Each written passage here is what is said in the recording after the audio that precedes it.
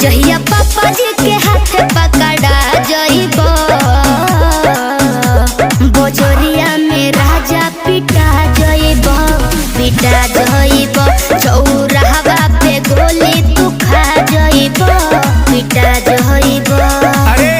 अरे करे जा प्यार जात और बिरादर देख के हो जाई जरूरी है का।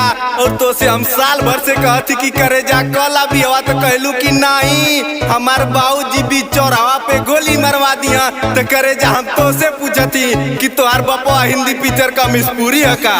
तब का प्रेमी है, पागल है, दीवाना है।